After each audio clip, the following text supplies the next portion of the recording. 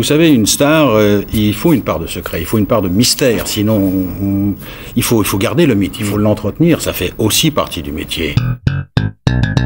Alain Delon, bonsoir. L'événement, donc, Nouvelle Vague, demain, signé Jean-Luc Godard avec vous. D'abord, est-ce que vous l'avez vu, ce film? Parce que tout le monde l'attend, personne ne l'a vu, c'est le mystère total. Oui, je l'ai vu en double bande, c'est-à-dire non fini, je l'ai vu non mixé, non musiqué, ou très peu. Mais c'était quand? C'était pas hier soir, ça, quand même? Non, je l'ai vu il y a 3 semaines. Je veux dire que c'est un très très beau film, je ne vais pas m'étendre dessus. Oui. C'est ce qu'on appelle un Godard très lisible par rapport à certains autres. Les photos sont superbes. Avec une histoire, c'est ça, début, une fin, c'est ça. Mais ça raconte quoi, Alain? Mais je vous raconterai pas l'histoire du film de Godard ce soir ici, ni demain d'ailleurs. Oui. Vous savez, les films de Godard, ça ne se raconte pas, ça se voit. Et ça s'apprécie ou ça ne s'apprécie pas. Je crois que c'est un film très beau, très romantique, avec une photo superbe, des acteurs, ils font leur métier.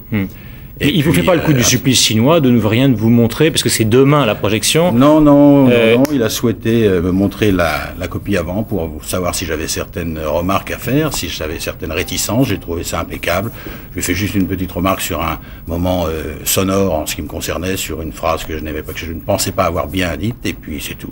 Voilà.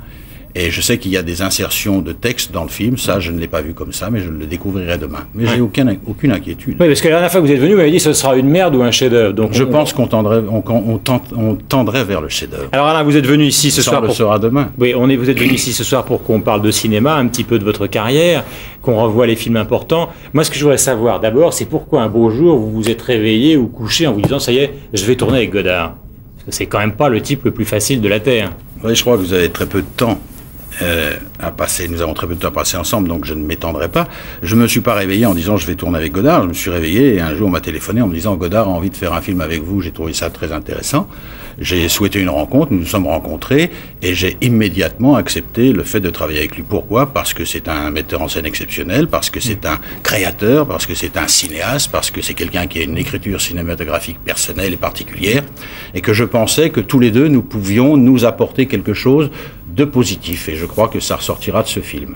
Alors, dans l'événement du jeudi cette semaine, il y a Serge Gainsbourg qui dit au fond les grands metteurs en scène en France, c'est simple, il y a Louis Malle, il y a Godard, et puis il pourrait y avoir Bertrand Blier. Est-ce que vous pensez la même chose?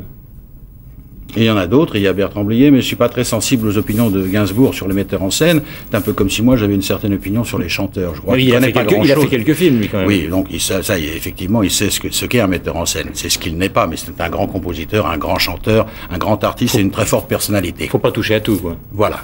Alors, est-ce qu'il y a un côté autobiographique? Parce qu'on a souvent dit, effectivement, après les films de Melville, Delon, c'est un type solitaire, Delon, c'est un type comme ça, qui pousse pas franchement à la rigolade. Est-ce que ça a un rapport avec ça? On joue Blier parce que c'est lui. C'est son rôle, c'est ce qu'il aimerait faire, c'est ce qu'il aimerait dire, c'est ce qu'il aimerait qu'on voit de lui. Et dans le fond, dans notre histoire, j'ai joué Blier, j'ai pas du tout joué Delon. Mais pourquoi vous donnez toujours l'impression de porter un secret? Mais d'abord, il faut pas se fier aux impressions. Mais parce que vous savez, une star, il faut une part de secret, il faut une part de mystère, sinon il faut garder le mythe, il faut l'entretenir, ça fait aussi partie du métier. Mais, donc vous le faites professionnellement?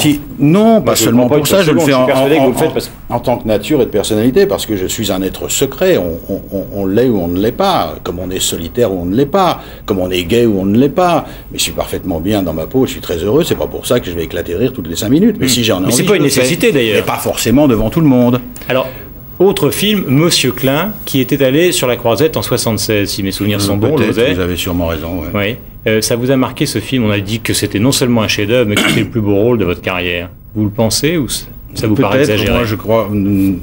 Écoutez, je laisse les connaisseurs ou les professionnels le dire. Ce qui est important, si vous voulez, je ne crois pas que ce soit le rôle ou que ce soit les films. Ce qui est important, c'est les grandes rencontres dans une carrière comme les grandes rencontres dans une vie. Notre histoire était une rencontre avec Blier.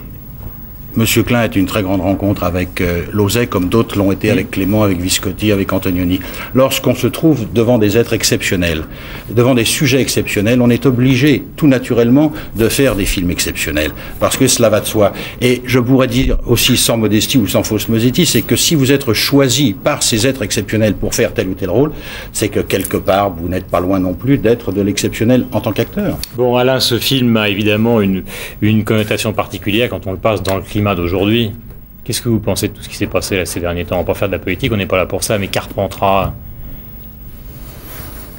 Je me suis déjà exprimé sur ce sujet. On est loin du cinéma, effectivement. Je trouve ça tout à fait monstrueux. J'ai dit, je crois, qu'on avait dépassé de loin le racisme et l'antisémitisme pour tomber dans la folie des hommes, dans la barbarie totale. Je trouve ça abominable. Mais ce que je trouve aussi affreux, si vous voulez, c'est qu'on ait besoin d'événements comme Carpentras pour que les hommes politiques ou les chefs d'une nation se réunissent et se trouvent coude à coude, soi-disant. Je trouve lamentable une certaine exploitation politique de phénomènes comme Carpentras. Je trouve très triste que des événements comme qu'il faille des événements comme Timisoara pour qu'un dictateur soit déchu et soit tué. Je trouve Mais vous le dites ça, par exemple, à vos amis politiques, parce que vous en avez eu, que ce soit Barre, que ce soit Jacques Lang ou d'autres gens. Vous en avez parlé de ça avec eux, d'une certaine hypocrisie du monde politique. Vous les utilisez ou c'est vous qui utilisent quand vous allez à Cannes avec Lang? Moi, j'utilise personne. Alors, en général, je suis quelqu'un qu'on utilise, mais moi, j'utilise personne. Ouais. Je suis quelqu'un qui donne, je suis quelqu'un qui est toujours prêt à rendre service, et en général, c'est toujours dans un sens et pas dans l'autre. Mais c'est pas grave. Non, j'ai des amis, vous savez, je crois que c'est pas le débat de ce soir, mais j'ai pas vraiment envie de parler des hommes politiques et de la classe politique. J'ai des amis, effectivement, qui font un métier, qui est un métier d'homme politique, comme vous êtes présentateur de télévision, moi je suis acteur. Mais je suis en ce moment dans, j'ai un profond dégoût et quasiment un mépris pour toute la classe politique. Mais ça vous rapproche pas de Le Pen, ça, par exemple? Mais ça me reproche de personne. Je veux dire, je respecte le président de la République parce qu'il est le chef des Français, parce que je crois qu'il est au-dessus de tous ces débats, que c'est le chef de la France et qu'il a été élu au suffrage universel, donc par une majorité de Français. Et je crois que je considère encore de la considération et de l'amitié et du respect pour M. Raymond Barre, parce que justement, comme il l'a dit, je ne suis inclassable, il ne s'est pas marginalisé, il est tout simplement en dehors de la politique, en dehors des partis, au-dessus de tout cela. Et c'est la raison sûre, c'est certainement pour laquelle il n'est pas président de la République, ou pour laquelle il ne le sera jamais, parce qu'il refuse de pénétrer dans ce système que vous connaissez bien et qui maintenant, moi, personnellement, me fait horreur, parce que je trouve que ces hommes politiques n'ont plus le respect de la nation. Ces hommes politiques qui doivent être et qui sont soi-disant les représentants du peuple ne représentent plus rien que des intérêts personnels. Alors, est-ce que c'était pas on va en parler toute la soirée. Est-ce que c'était pas le sentiment profond, par exemple, d'un type comme Gabin? Tout à fait. Mais tout à fait, vous ne pouvez pas faire meilleure comparaison. Il les exécrait. Il disait, c'est tous des fantoches, c'est tous des bidons. À mon avis, il ne devait pas dire fantoche. Hein. Il disait bidons. Il disait bidons, des mauvais, des nuls, et ils n'en veulent qu'à notre pognon. Voilà ce qu'il disait textuellement. Aujourd'hui, il dirait, ce sont des mauvais acteurs, des mauvais comédiens, ils me font honte, et ils me donnent, dirait Gabin, ils me donnent la gerbe. Alain, si on fait la liste des gens qui ont compté dans votre carrière, si on doit en donner 5, il fait partie des 5, Gabin? Évidemment, mais il faudrait faire une différenciation, il faudrait dire au niveau acteur et au niveau metteur en scène et au niveau simplement homme, parce qu'il y en a plus de 5. Alors dans les acteurs, évidemment, il fait partie des 3 avec Burt Lancaster, Jean Gabin et Raymond Rouleau, par exemple. Et puis mais un type comme Gabin, qu'est-ce qui faisait que vous, l'acteur, vous puissiez voir comme quelque chose d'exceptionnel que le public ne perçoit pas toujours? Parce qu'il y a ça aussi, il y a le petit détail des pros. Le truc de Gabin, par exemple, inimitable, c'était quoi? Je crois qu'inimitable, j'ai pas très bien compris votre question. Inimitable, c'est qu'il était Gabin, pointe à la ligne. Vous savez, le cinéma, c'est avant tout, moi je le dis toujours à ceux qui veulent m'entendre, et pas généralement forcément à mes confrères qui ont une autre opinion. Je crois que le cinéma, avant tout, c'est une question de personnalité. Vous avez une personnalité qui est la vôtre, vous êtes un homme ou pas un homme, et partant de là, je veux dire, le cinéma, c'est l'expression de la vie. Bien. Et puis c'est une facette de la vie.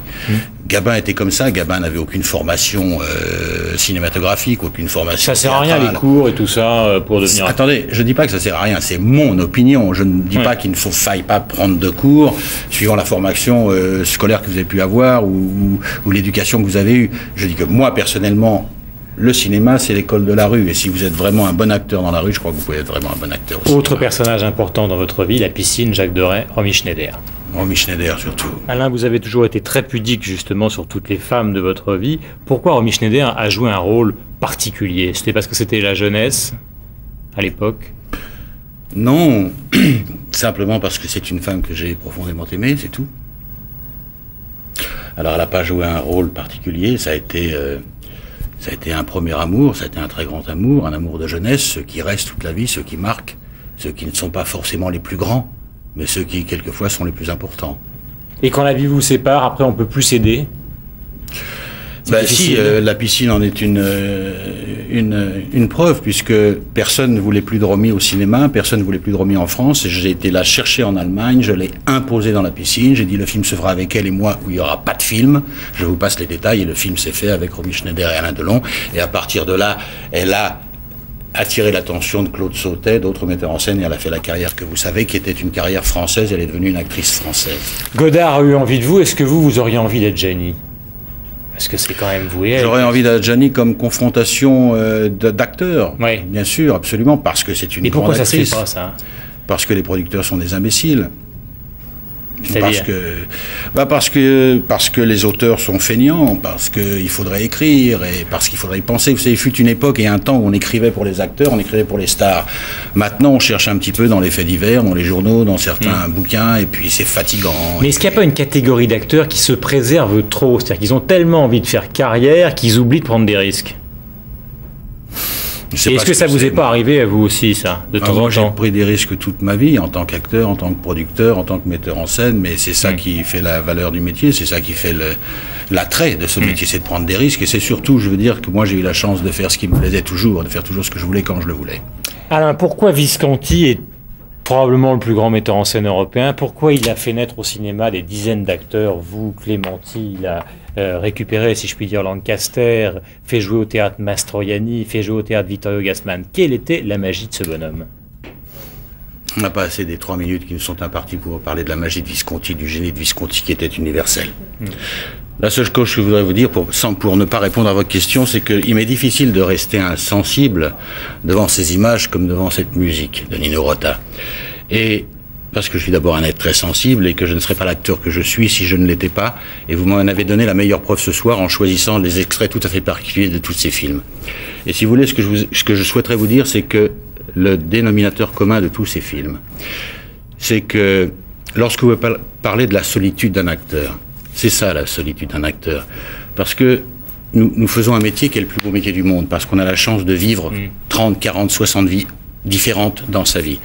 Mais chaque film est une tranche de vie, et chaque film en général est une grande rencontre. Et c'est ce qui reste de ces films. Et lorsque vous montrez des films comme ça, Visconti est parti, Gabin nous a quittés, Romy n'est plus là, Maurice Ronet non plus. Et quand vous voyez ces images, c'est ça la solitude d'un acteur. C'est parce que tous ces moments qu'il a vécu intensément et qui lui restent présents à la mémoire et dans son ventre, dans son être, dans son cœur, il les vit maintenant seul, sans ces êtres avec qui il les a partagés. Et depuis que Gabin n'est plus là, que Fernandel n'est plus là, que tous ces gens n'est plus là, que Bourvil est parti, que De Funès nous a quittés et d'autres, pour des gens comme moi, ça n'est pas la grande famille, c'est une certaine famille. C'est pratiquement intolérable et invivable. Voilà. Visconti était un aristocrate, il était surtout l'un des grands soutiens du Parti communiste en Italie, c'était un personnage paradoxal. Est-ce que vous avez le sentiment, par exemple, comme ça, en plein milieu de la vie, que finalement, le destin de la vie n'est qu'individuel, il n'y a pas de destin collectif, c'est une illusion? Je crois beaucoup plus effectivement au destin individuel qu'au destin collectif.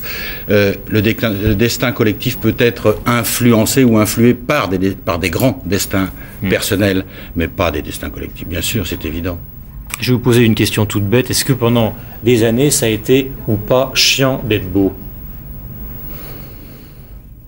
C'est une question à laquelle je suis très emmerdé de répondre parce que c'est pas un problème qui s'est posé à moi. C'est-à-dire que tout le monde le dit, tout le monde dit Delon, il est superbe et ça fait 50 ans. Il a été. Oui.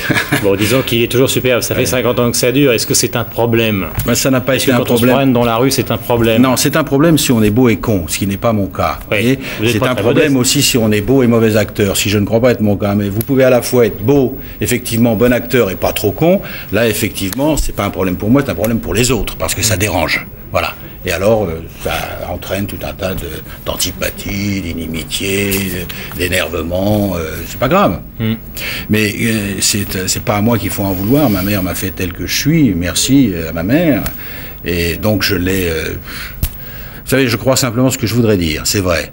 C'est que chez un homme comme chez une femme, la beauté physique, quand on a le reste, c'est effectivement dans la vie un gros avantage.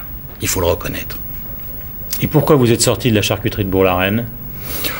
Bon, alors ça, là aussi, on n'a pas assez de temps. Je ne suis pas sorti de la charcuterie de Bourg-la-Reine. Je suis sorti de mon ambiance, de ma cellule familiale pour m'éclater ailleurs parce que j'avais envie d'évader, j'avais envie de m'évader, j'avais envie d'aventure. C'est pour ça que je suis devenu militaire. On s'est déjà exprimé ici sur ce plateau même. C'est pas parce que ça aurait été une épicerie, une boulangerie ou un cinéma, c'eût été pareil. Fallait oublier tout ça. Non, j'étais pas bien là où j'étais, donc j'avais envie de foutre le camp ailleurs. Merci mille fois Alain Delon, bonne chance surtout à Nouvelle Vague, vous retrouverez nos envoyés spéciaux avec Jean-Luc Godard demain évidemment à Cannes, espérons que ce film aura les meilleures distinctions possibles. C'est pas un problème. Oui, mais ça, une petite palme, meilleur acteur, c'est quelque chose qui vous chatouille quand même secrètement? Non, ça me chatouille quand j'ai la certitude ou lorsque je pense que je le mérite, ce qui n'est pas le cas dans le film de Godard. Je ne suis pas compétitif pour un prix d'interprétation, comme je l'ai été dans Notre Histoire ou comme j'aurais pu l'être dans La Piscine ou ailleurs. C'est beaucoup plus le film que ses acteurs. Donc pour vous, la palme serait plutôt pour Godard? Bien sûr.